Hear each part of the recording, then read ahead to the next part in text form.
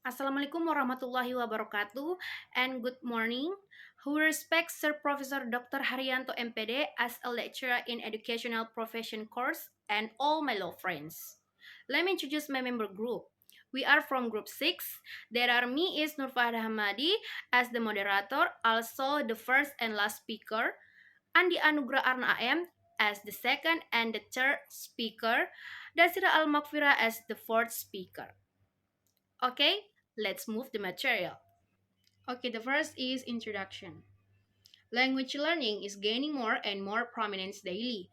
This discrepancy can be clearly noticed in the English lesson curriculum designed by the Ministry of Education and the English courses offered by private language schools outside school time.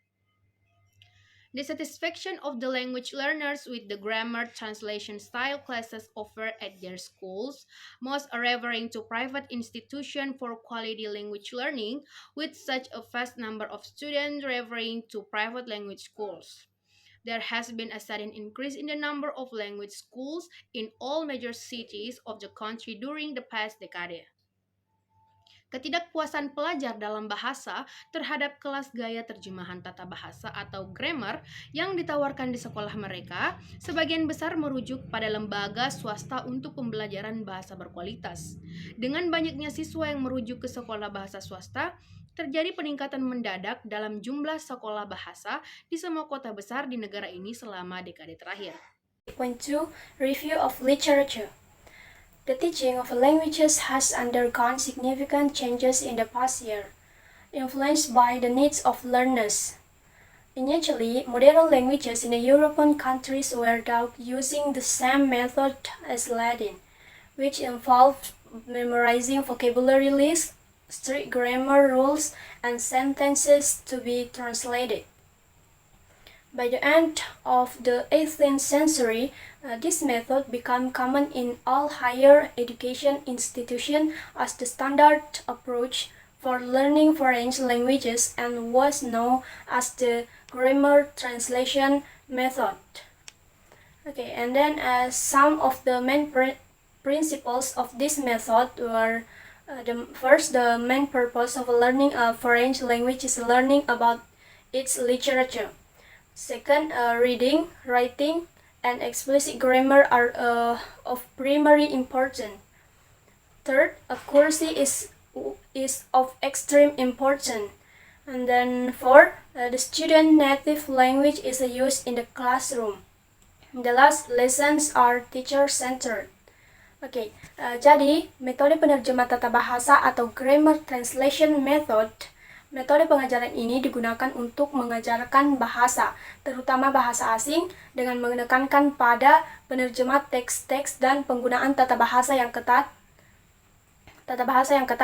Beberapa prinsip utama dari metode ini adalah, yang pertama, tujuan utama belajar bahasa asing adalah sastra. Metode ini menekankan bahwa tujuan utama belajar bahasa asing adalah untuk memahami sastra dalam bahasa tersebut. Yang kedua, penting membaca, menulis, dan tata bahasa eksplisit.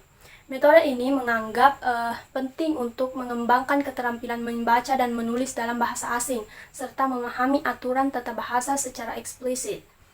Yang ketiga, akurasi yang ekstrim penting. Kesalahan dalam penggunaan bahasa dihindari sedapat mungkin, dan akurasi menjadi sangat penting dalam metode ini. Yang keempat, penggunaan bahasa ibu dalam kelas. Bahasa ibu siswa digunakan secara aktif dalam pengajaran bahasa asing, terutama untuk menjelaskan konsep atau menerjemahkan. Dan yang terakhir, pengajaran yang berpusat pada guru. Metode ini mencirikan pembelajaran yang berpusat pada guru, di mana guru memiliki peran sentral dalam menyampaikan materi pelajaran. During World War I and World War II, American soldiers sent to Europe needed foreign language proficiency for practical purposes. This need gave rise to a new approach in language learning that emphasized speaking skills over written skills.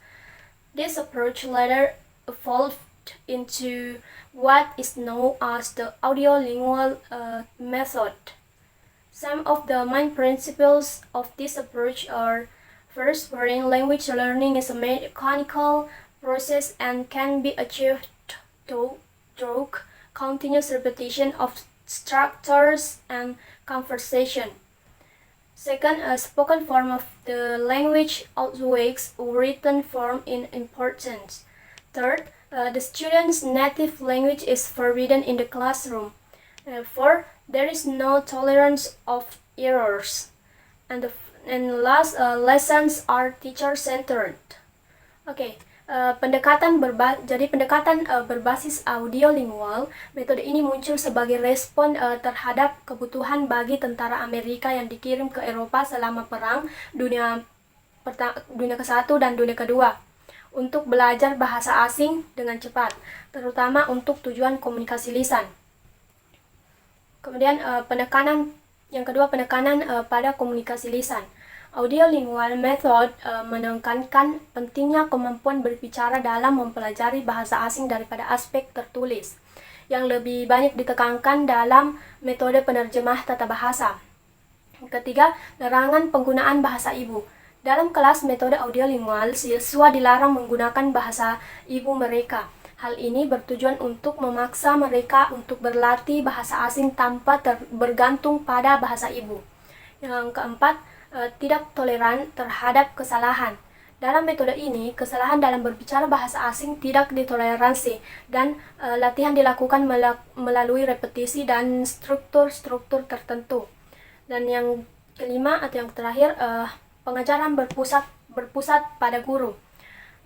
Pembelajaran dalam metode audiolingual lebih terpusat pada guru, dengan guru yang memainkan peran sentral dalam menyampaikan materi dan melatih siswa. Kemajuan dalam infrastruktur transportasi dan tren perjalanan liburan musim panas dan musim dingin, serta perjalanan bisnis telah meningkatkan kebutuhan akan peningkatan keterampilan komunikasi. Hal ini mendorong berkembangnya metode pembelajaran bahasa baru yang dikenal dengan sebutan metode komunikatif atau communicative method. The aim of communicative language teaching, as Dale Hymes 1972 described it was to develop a special kind of competence, which is called communicative competence. Possessing communicative competence equips us with the knowledge and the skills to know, first, whether something or a specific form of a language is formally possible. Second, whether it is feasible. And third, whether it is appropriate. And then fourth, whether it is actually done. Oke, jadi metode komunikatif, yaitu pendekatan berbasis komunikatif. Metode komunikatif muncul sebagai respon terhadap meningkatnya kebutuhan untuk meningkatkan keterampilan komunikatif dalam perjalanan bisnis dan liburan luar negeri. Yang kedua, kompetensi komunikatif. Metode komunikatif bertujuan untuk mengembangkan kompetensi komunikatif dalam bahasa target. Ada versi kuat atau strong dan ada versi lemah atau weak dari pendekatan ini, yang mengedepankan penggunaan bahasa untuk pembelajaran atau strong, atau pembelajaran bahasa untuk penggunaan atau weak. Oke, peran aktif siswa. Dalam metode komunikatif, siswa memainkan peran aktif dalam kelas, berpartisipasi dalam aktivitas-aktivitas kelompok, dan berinteraksi satu sama lain, bukan hanya dengan guru. Peran guru sebagai fasilitator. Guru dalam metode ini bertindak sebagai fasilitator komunikasi antara siswa selama aktivitas yang ditentukan, memberikan wawasan tentang cara menjadi pembelajar bahasa yang berhasil dan mengatur sumber daya. Yang terakhir, berfokus pada kebutuhan siswa. Dalam metode ini, perhatian diberikan pada preferensi siswa terkait materi, kurikulum, dan guru dalam proses pembelajaran bahasa. 3.1 Research Questions. The researchers had the following research question in mind. What are the characteristics of an effective teacher according to the student? And what item has the most priority in each category of the questionnaire according to students? Okay, 3.1 atau pertanyaan penelitian research question. Dalam bagian pertanyaan penelitian atau research questions, dalam bagian ini peneliti menjelaskan 2 pertanyaan penelitian yang mereka gunakan sebagai dasar peneliti mereka. Pertanyaan penelitian pertama adalah apa karakteristik dari seorang guru yang efektif menurut pandangan siswa? Ini adalah pertanyaan yang mencari pemahaman tentang apa yang dianggap penting oleh siswa dalam seseorang guru yang efektif. Pertanyaan penelitian kedua adalah item apa yang memiliki prioritas tinggi dalam setiap kategori dalam kuesioner menurut siswa. Ini adalah pertanyaan yang mengejar pemahaman tentang elemen tertinggi dalam setiap kategori yang dinilai oleh siswa dalam kuesioner. 3.2 Participants. The participants of this research were 42, 3 male and 9 female students who are currently studying English in levels ranging from pre-intermediate to advanced at Prominent Language School in Tarbes, Iran. Jadi terdapat 42 peserta dalam penelitian ini, terdiri dari 3 siswa laki-laki dan 9 siswa perempuan. Semua peserta adalah siswa yang sedang belajar bahasa Inggris di berbagai tingkatan, mulai dari pra-intermediate hingga advance. Penelitian ini dilakukan di sebuah sekolah bahasa ternama di Tarbes, Iran. 3.3 Instruments. Instrumen yang digunakan dalam penelitian ini adalah kuesioner sebanyak 58 item. Kuesioner tersebut dikembangkan melalui telaah literatur, kriteria observasi guru sekolah bahasa, dan pengalaman peneliti dalam mengajar yang sukses. Kuesioner ini terbagi menjadi 8 bagian dengan masing-masing memiliki judul seperti kualitas personal, penguasaan bahasa Inggris, metodologi pengajaran, metode evaluasi, penekanan guru terhadap keterampilan berbeda, keahlian dalam mengajar, hubungan guru dan siswa, dan manajemen kelas atau program institut. Kuesioner diterjemahkan ke dalam bahasa nasional siswa dan klarifikasi tambahan diberikan kepada siswa jika diperlukan. And then 3.4 Prosedur. Prosedur penelitian melibatkan pengumpulan data dengan cara meminta siswa untuk memberikan penilaian terhadap setiap item kuesioner berdasarkan tingkat kepentingannya. Siswa diberikan opsi untuk memilih dari 4 pilihan, yaitu tidak penting sama sekali, cukup penting, penting, dan sangat penting. Siswa juga diminta untuk membandingkan tingkat kepentingan masing-masing item dalam kategori yang sama dengan memberikan nomor pada setiap item. Dengan nomor 1 menunjukkan item paling penting dalam setiap kategori. 4. Result. The first part of the questionnaire was about the personal qualities of an effective teacher. As can be seen from the table above, teachers' gender, age, appearance, and voice were not very important to most students. Jadi, 73,80% siswa menempatkan item memiliki ketertarikan pada pekerjaan dan merasa bertanggung jawab untuk mengajar sebagai prioritas pertama mereka dalam hal pentingnya item tersebut dibandingkan dengan 9 item lainnya dalam kategori kualitas pribadi. In the table 2, discuss the result of the questionnaire on the personal qualities of an effective teacher in teaching a foreign language. The student consider all items in the category of the teacher's command of the foreign language as important, with the accuracy of the teacher's vocabulary rate as very important by 83.33% of the student. Jadi, intonasi guru dianggap memainkan peran yang lebih rendah dalam persepsi siswa tentang guru yang efektif. Table 3 in terms of methodology.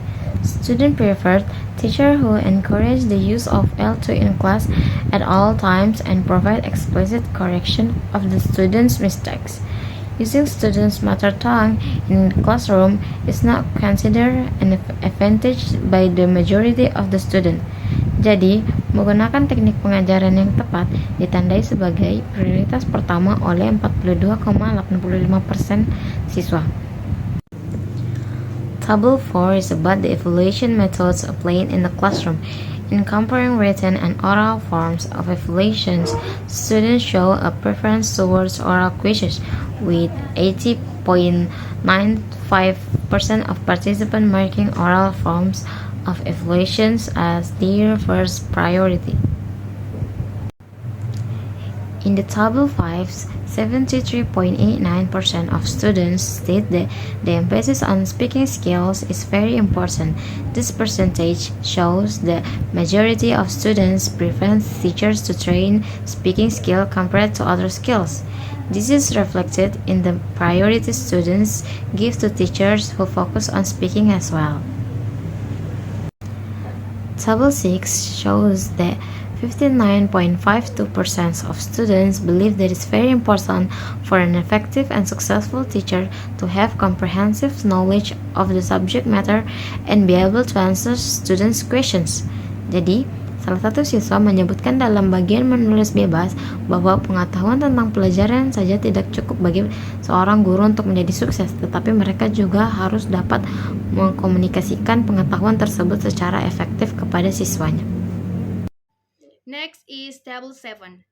The table shows that a large number of students do not consider knowledge of their mother tongue important to teachers. Dengan 33,33% menilainya tidak penting sama sekali dan 33,33% lainnya menilainya agak penting. However, students appreciate teachers who create motivation, respect students, are kind and friendly, encourage participation, ask for feedback, and help students increase their self-confidence. Sebagian siswa juga menghargai guru.